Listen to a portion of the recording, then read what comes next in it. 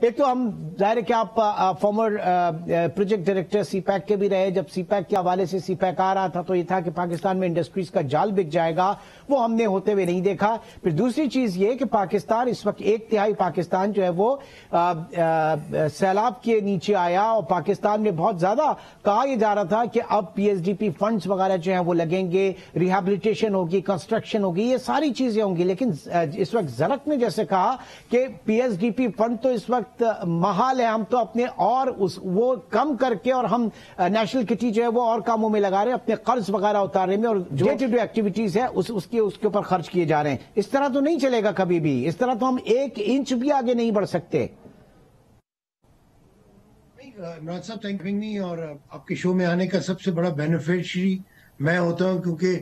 You interact with people like Abbas صاحب اور زرق صاحب جو کہ اپنے ریسپیکٹو فیلڈز کے گرو ہیں. آئی تھنک سر کہ ہمیں جو اسپینڈنگ ہے, گورنمنٹ اسپینڈنگ ہے, یا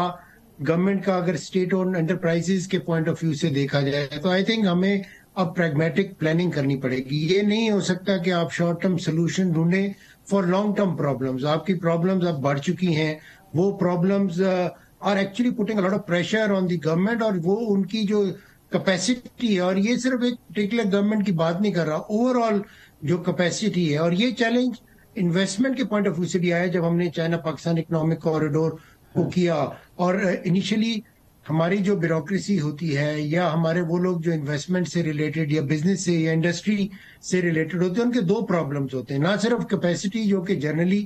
بات کرتے ہیں ہم لوگ, دوسری پرابلم یہ ہوتی ہے کہ ادھر وہاں پر کوئی آدمی 1 سال سے زیادہ رہتا نہیں ہے. ابھی ایون خیبر پختونخوا میں جب میں تھا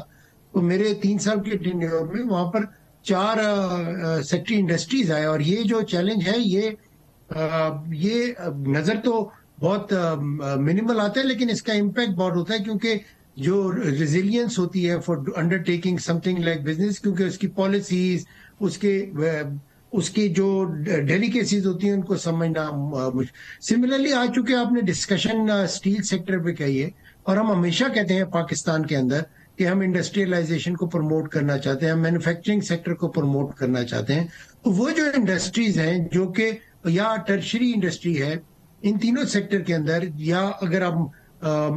مائننگ سیکٹر کے اندر جانا چاہتے ہیں یا را مٹیریل سے ریلیٹڈ انڈسٹری میں جانا چاہتے ہیں, ان سب سے جو سب سے زیادہ ایسوسیٹ کرتی ہے وہ اسٹیل سیکٹر کرتا ہے. سملرلی کنسٹرکشن انڈسٹری جو ہے اس کے اندر بھی اسٹیل سیکٹر امپیکٹ کریٹ کرتا ہے. اور اگر ہم اس طرح کی انڈسٹری جس کے اندر ہم نے ایک ریزیلینس شو کیا اوور دی ایئر, جب سے پاکستان بنا ہے اس سے ایسے لوگ جس طرح عباس صاحب ہیں,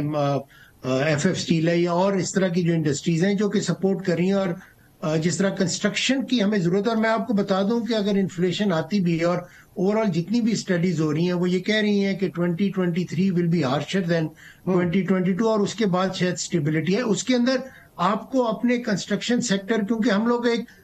risk averse in terms of our spending, ہم رسک ایورس ہیں, اور اس لحاظ سے ہمیں بہت آسانی سے کنسٹرکشن سیکٹر نظر آتا ہے. تو اگر ہم نے اسٹیل کی انڈسٹری کو, سیمنٹ کی انڈسٹری اور اس طرح کی انڈسٹری کو سپورٹ نہیں کیا تو ہمارے لیے چیلنجز ہوں گے. لاسٹلی میں ضرور بتاؤں کہ گورنمنٹ کو پی ایس ڈی پی کو بہت وائزلی یوز کرنا پڑے گا. یہ نہیں ہوگا کہ آپ صرف اربن سینٹر میں سڑکیں یا بریجز بنا کے اکنامک ایکٹیویٹی لائیں. آپ کو رورل اربن سینرجی لانی پڑے گی. ایسی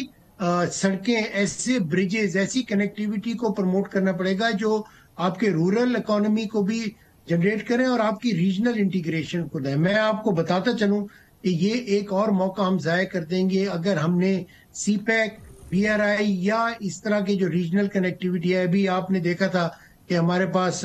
سینٹرل ایشین ریپبلک کے پرائم منسٹر بھی, پریزیڈنٹ صاحب آئے ہوئے تھے, اور ادھر بھی بات ہوتی ہے. ریسنٹلی کاسا 1000 کی بات ہوتی ہے. اور اگر ہم اس طرح کے انیشیٹوز کو نہیں سپورٹ کریں گے through our public sector spending, اور اسی طرح ہم اسٹیٹ اونڈ انٹرپرائزز کی طرف اپنا دھیان رکھیں گے, تو پھر ہم ایک سائیکل میں آتے رہیں گے اور پرابلمز میں